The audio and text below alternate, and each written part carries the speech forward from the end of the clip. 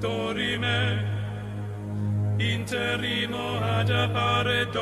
everybody, how is everybody doing today? I know I haven't done a face cam video in a long time because things have just been super busy. Also, I just purchased a lease for an office space and I'm very excited because I think like on Sunday we're going to be streaming us playing some 40k.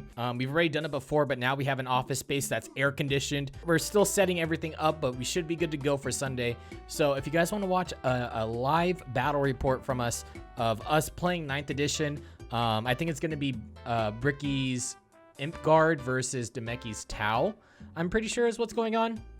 So if you want to watch that in its full glory, I'll be there commentating. We've been setting up this whole thing. It's going to be awesome. But in today's video, I wanted to talk about 9th edition and Warhammer 40k. I've been wanting to make a lot of more 40k content, but because of COVID, you know, I've kind of had like a video standstill about Warhammer 40k because, you know, we can't really get together and play the game or anything like that, which really sucks. You know, I had so many ideas for 40k content that I wanted to push out this year, but because of COVID, it's been kind of at a standstill. I mean, obviously, you know, we haven't had the second episode of Journey to Warhammer 40k because of COVID and protests. One of us was exposed to COVID. One of us had COVID.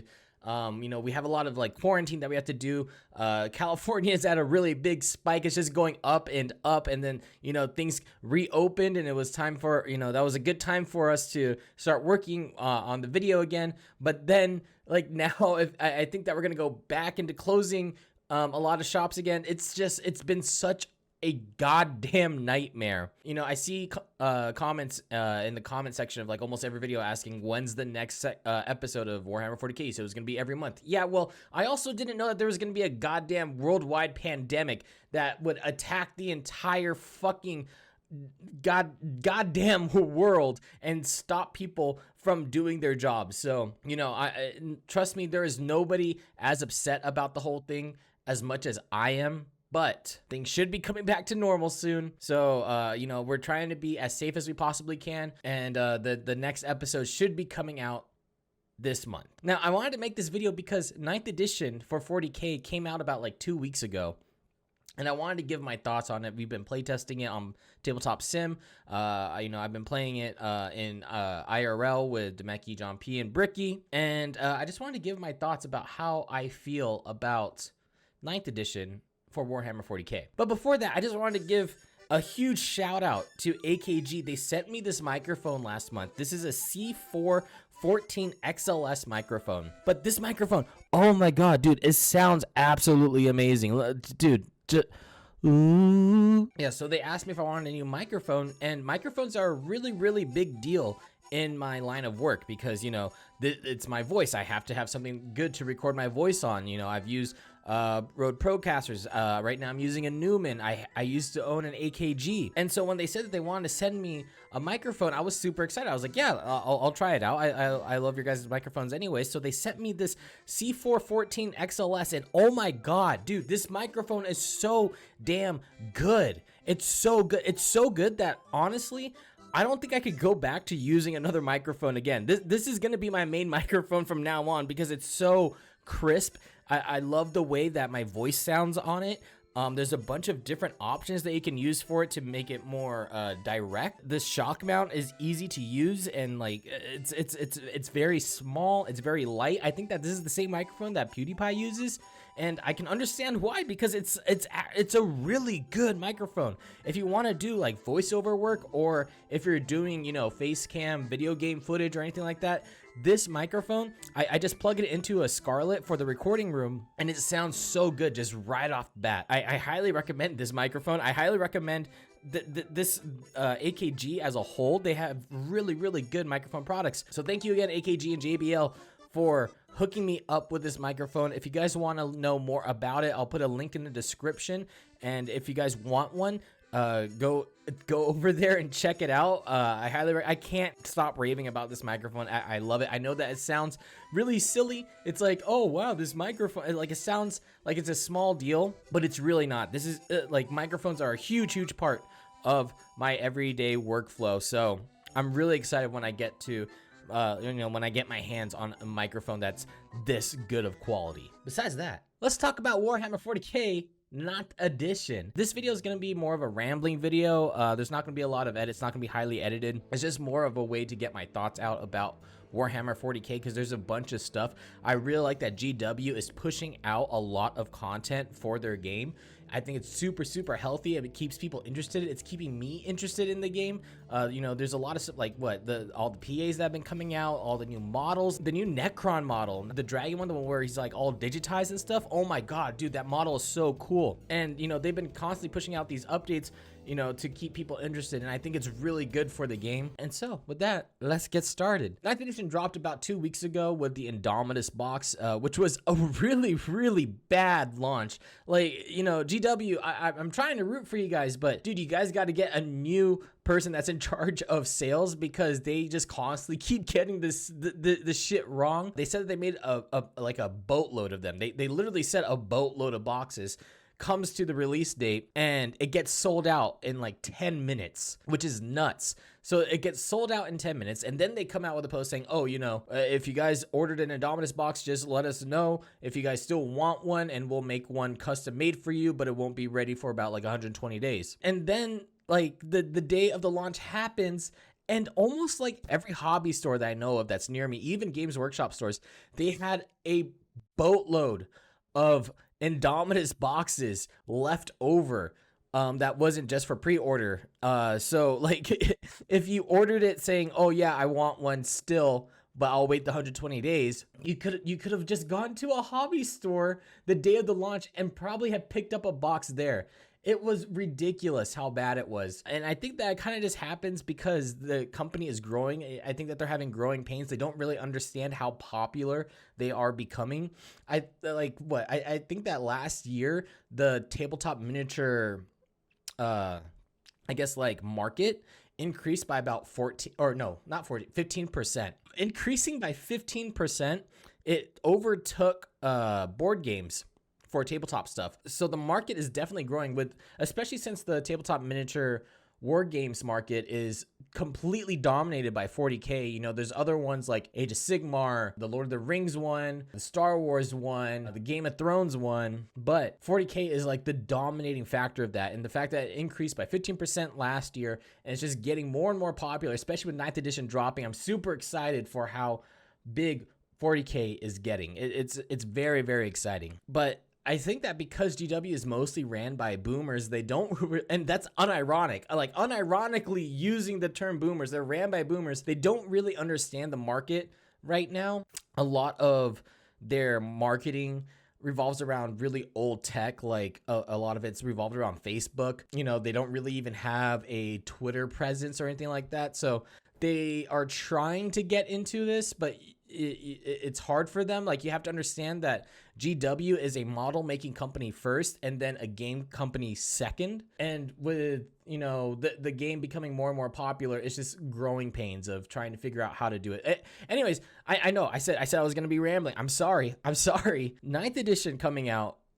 It's so weird, because 9th edition is a lot of small changes that adds up to a lot. The gap from 8th edition to 9th edition is like this. It's very minuscule, okay?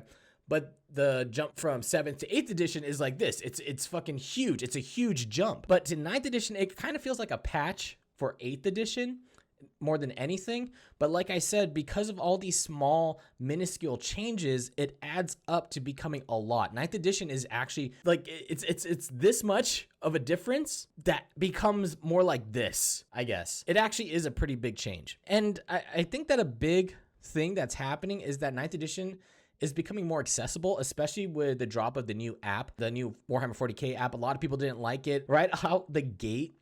It wasn't that great of an app, but I think that as time goes on, it's going to get better and better. The fact that you can pay $5 to get access to every 8th edition codex, I think is huge, especially for newer players.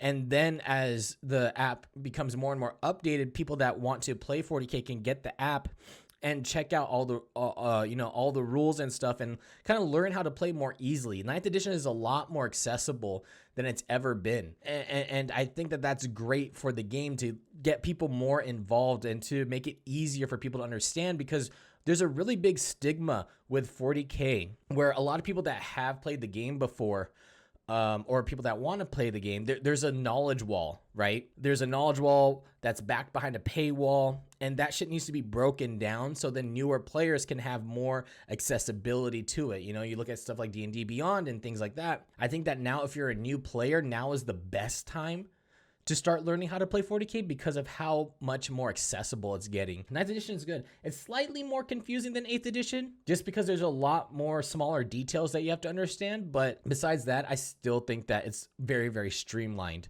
and easy for new players to learn how to play. So one of the biggest changes that has happened in 9th edition are detachment changes. Detachment changes are huge, especially for factions that want to soup within their own, or like armies that want to soup within their own factions. You know, before you would take battalion, like a dual battalion in order to get like 13 CP. Now, when you're playing like a 2,000 point army, you automatically get 12 CP, and then every time that you take a detachment, you lose CP. If you put your warlord inside that detachment, then you wouldn't lose CP. So basically think of it like this. If you have a battalion and you put your warlord in that battalion, you still have 12 CP. But if you take a battalion and a patrol and you put your warlord in the battalion, you lose 2 CP for taking the patrol detachment. It's an interesting concept, but it does hurt a lot of factions that like to soup within themselves. You know, you got your Imp Guard that want to soup within themselves or soup with other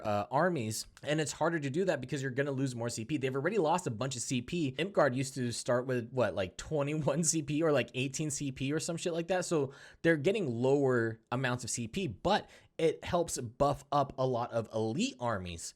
You know, armies like Custodes that would start off with like 2, 3, 5 CP, whatever the hell. And now it's basically doubled. It's more than doubled how much CP they would normally get. Like, if you wanted to get into 40k, now's the best time. Like, literally, you can go out, buy a bunch of Custodes, like, for super cheap because the models are so damn expensive being an elite army, and be completely fine. This is the addition that elite armies are just gonna fucking steamroll all over people. It's gonna be so obnoxious trying to get elite armies off of objectives this edition. It's crazy. The next big change is terrain. The way that terrain works is a lot more interesting than it used to be. You know, before you would open up the book and you see the terrain keywords and stuff, and they would have somewhat of a semblance of giving you an understanding of how the terrain works and things like that. But mostly people use that for fluff. When it came to terrain, people usually used ITC rules where you would have a magic box, and you know, first floor ruins wouldn't give you line of sight. That turned into a lot of big problems. Magic boxes were really, really punishing, where you could put an artillery unit inside of a ruin and just leave them in there, and then they'll just never get touched. Or something like the whole Grey Knights thing that Lawrence did, where that huge paladin bomb would come in, put him inside of a ruin, and they're just these unkillable units where you can deal just so many mortal wounds off of smites. And then on top of that, they're hard to kill with their, you know, and you know, they're using their what's it called? Their sanctuaries, getting -1 to wounds. And now that magic boxes are gone, it makes it a little bit more bearable. But that's like not the only thing that's changed. 9th edition, they changed the entire way that terrain works, and I think it's for the better. The terrain now actually matters a lot. So you'll get like this, you have this page of all these keywords that you can apply to terrain. And the biggest ones are, you can't shoot at another arm, or you can't shoot at another unit if an obscuring terrain is in your way. If you're outside of the obscuring terrain and you want to shoot at something, then you can't do it because your sight is obscured. But if you put your unit inside of the ruin that has obscuring, that unit can be seen. You can shoot out of it, but that unit can be seen now. So sticking units inside of a ruin now, they'll still get like a light, they'll still get light cover, so they'll get +1 to their armor save. But now it's a lot more punishing if you do go inside of a ruin. Terrain is going to be a huge deal, especially when you consider that the table size has gotten smaller. The terrain that you're adding, you're probably going to be adding more terrain, or if you're sticking with the same terrain, the table size is smaller. There's smaller alleys that your units can go through. It's harder to get good angles on your opponent to try and shoot them down. The game has become a lot more tactical. And I think that it makes it a lot more interesting. I like it a lot. I think that it becomes more of you're more commanding an army all the time versus just putting them out on the field saying, I shoot, you shoot, I shoot, you shoot. Obviously, if you're like Imp and you have a 120-inch range mana core, you don't give a shit about what the table size is. You're going to be able to shoot whatever the fuck you want to shoot at. But with a smaller table size, that means that guns that have a mid-range, like, we're talking 24 inches, 36 inches, those ranges become a lot more powerful because you're able to get to your opponent a lot more quickly. And it is a nice buff to melee units, to assault units, but there's a lot of things that kind of work against them. I think that this edition is more shooty than 8th edition was. Like, 9th edition had some good changes to melee, but it's a lot harder to do it.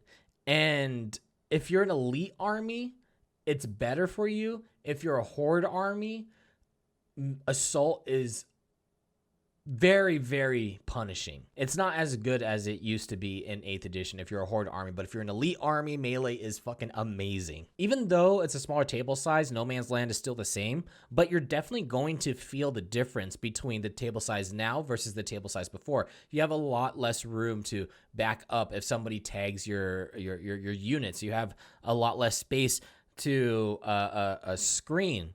You have a lot less space to deep strike into, or to use strategic reserves. If an army can move super quickly, then you're going to be in even worse trouble than you were before. They're going to be able to get onto your backline a lot more easily. And with the new missions ending off the game at like around at the end of round 5, makes the game a lot more quick. Before, the game would end at end of round 6. Now that's ending at the end of round 5. It seems like a small change, but it's actually really huge. And the new missions are really, really good. Eternal War in 8th edition was kind of just fluff. Not a lot of people used it. Like I said, ITC ran a lot of how people usually played 40k unless you're doing some type of narrative run. But now Eternal War is actually really good. And then on top of Eternal War, GW comes out with Grand Tournament, which has their competitive mission list, and those are even better, in my opinion. So Eternal War and Grand Tournament, both really great missions that you can use, and it makes the game a lot faster, especially now that they're introducing secondaries, kind of like ITC where you were able to choose your secondaries that way. Now they took on that aspect of where you choose your secondaries depending on what army you're going up against. 9th edition, because you kill more units, doesn't really help out a lot. It's more about how well you can stay on top of an objective and be able to hold it for as long as you possibly can. Because how you score points is done by your primaries and your secondaries, okay? The primaries are, if you're standing on an objective, you get 5 points. If you're standing on 2 objectives, you get an additional 5 points, so that's 10 points. If you're standing on more objectives than your opponent, then you're getting 15 points. So you're getting hold more for 15 points as your primary. And if you're playing Eternal War, there's no cap on your primary. So once you get to about round 3, at the end of round 3, if you have held more than your opponent, going into round 4, if your opponent doesn't get hold more on round 4, or if he ties with you, that means that you pretty much win the game. Primaries are a huge part of 9th edition. You need to be able to get on objectives and stay on top of them. That's what makes elite armies so good. Like Space Marines are going to run amok right now. Anything that has a low invuln save is going to run amok. If you have a 3-up invuln save, oh my god, dude, it's going to be amazing. If OBSEC is going to be great. I think Space Wolves has so much OBSEC now. Custodes has OBSEC. Even if they are outnumbered, they have OBSEC. So that's huge for them. That's a huge buff for elite armies. But yeah, primaries are huge. Primaries are how you're going to win the game. That's the swing. It's no longer secondaries that are the swing. It's your primaries that are the swing. And then we get into unit coherency. Unit coherency on paper, I think, is fine. But the problem is that in practice, it's a little bit annoying. When you have 6 or more models, you have to have 2 inches within two other models. So you're losing a lot of space. It's to stop conga lining. And if you can't get within unit coherency, you have to pluck out models until you reach unit coherency. It's no longer, oh, if you're not within unit coherency, you just stop moving. No, that's gone. You just lose models, which is insane. Like Harlequin's the Death Jester, being able to pluck a model out of a unit of your choice, if your opponent isn't careful, you can pluck out like a Terminator out of their squad, and then they just like lose like 3 more extra units if they're not careful with their unit coherency. It's so good. But like I said, it's interesting and it's good on paper, but in practice, when your models are bigger than its base, like for example, Tyranids, they have a lot of really spiky and spindly bits. So keeping them within unit coherency is a lot harder because of how much their models stick out from their base size. Like Gene Stealers are so spiky, and it's hard to put them together and keep them within unit coherency as a blob. And so you have to like constantly talk to your opponent and be like, hey, I'm trying to keep them within unit coherency, but they are, super spiky and stuff. So it's harder to do that. You have to talk to them because it's very difficult actually to get them within unit coherency when they're all spiky. You lose a lot of movement. Screening is going to become significantly harder because you can't just have like a huge line of models and just call it a day. You need like if your line was like this, it's now becoming something like this. Plus, if you add on to that, the new rank of attacks. Before it used to be an inch within an inch, and now it's a half inch within a half an inch. So there's so much less movement that you're getting off of assault armies and staying within unit coherency.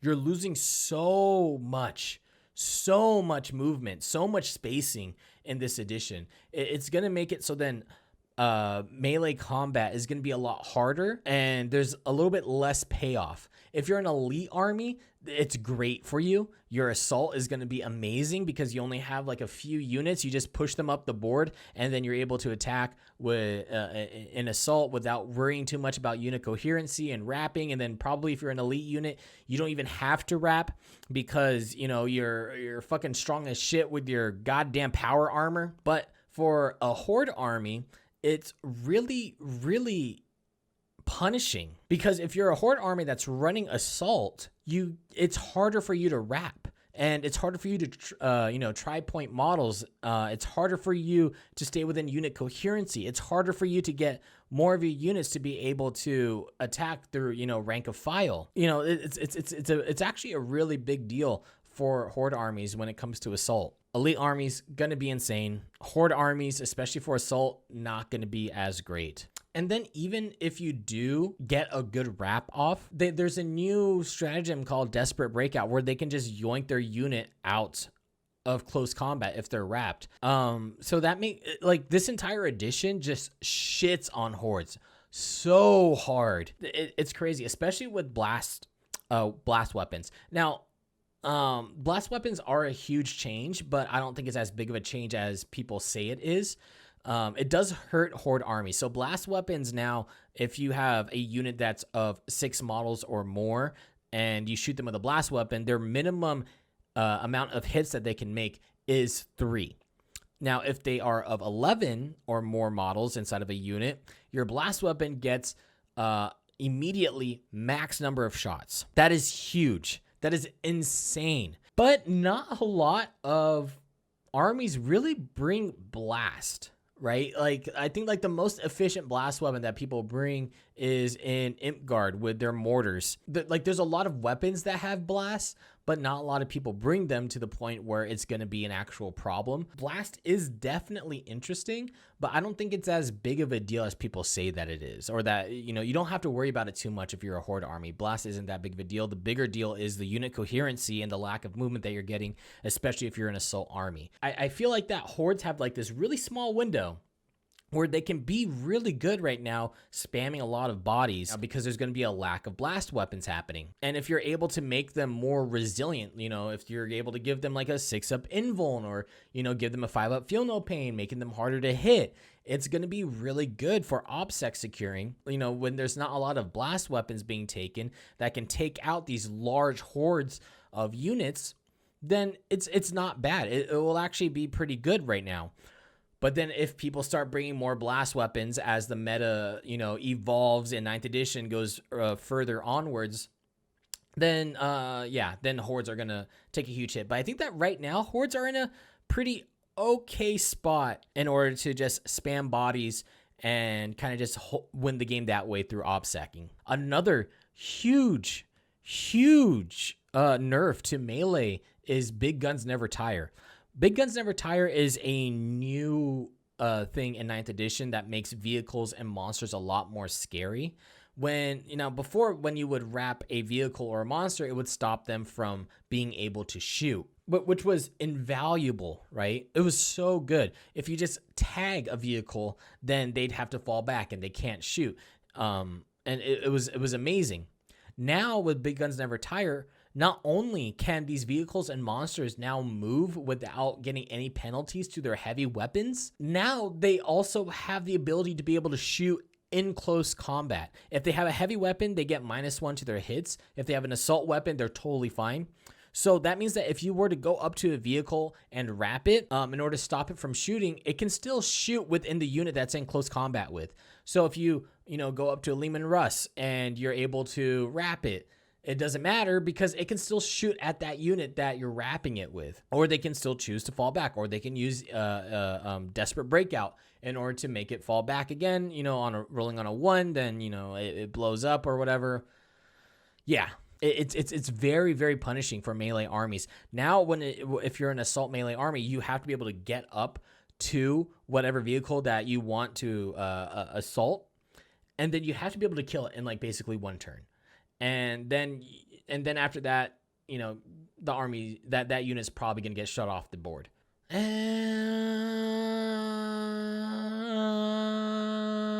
I think that's it. I think those are those are the changes that I really wanted to talk about. There's a lot of smaller things that are in the new edition. Fly can no longer fall back and shoot. Psychic powers, you can't fall back and cast psychic powers. Things like strategic reserves is really interesting. Another small thing is deployment change. Now instead of deploying your entire army, you do it 1 by 1, and you don't even know who gets to go first yet until after everybody's deployed. Then you roll a dice and see who goes first. That's a really, really interesting a part of the game. Deployment phase is a lot more chess-like. You put down a unit, and then you look at your opponent, you see where they're putting down their unit. Then you have to understand, okay, if I were to put my unit here and they were to move their full movement, where would they still be able to see me? That type of shit. Deployment is huge now. That's it. That's all I wanted to talk about. Those are the changes that I really wanted to talk about for 9th edition. I'm sorry if this video I'm not sorry that this video was a little bit rambly. There's a lot of thoughts I want to talk about with it. And, I want to talk more about how, what armies are going to be good in 9th edition and stuff, but that'll come out later. And then I also have some stuff where the guys talk about where we all talk about our armies, Bricky, me, John P, Demeki, we talk about our armies and how we feel 9th edition is going to affect them, or how 9th edition is treating them right now. So there's a lot of stuff. There's a lot of stuff. Yeah, that's all I want to talk about today. Let me know what you guys think about 9th edition in the comments below. Tell me what you like about it. Tell me what you don't like about it. Tell me what armies you think are going to be good. Tell me what if you're enjoying 9th edition, if you're able to play 9th edition, if you haven't played 9th edition, if you're thinking about playing 40k now for 9th edition, now is the time to do it. So tell me how you feel, or if you're interested in starting to play 40k. And yeah, that's it for today. Thank you guys for watching. I truly do appreciate it. And I'll talk to you guys next time with another video. Bye-bye. Squeeze.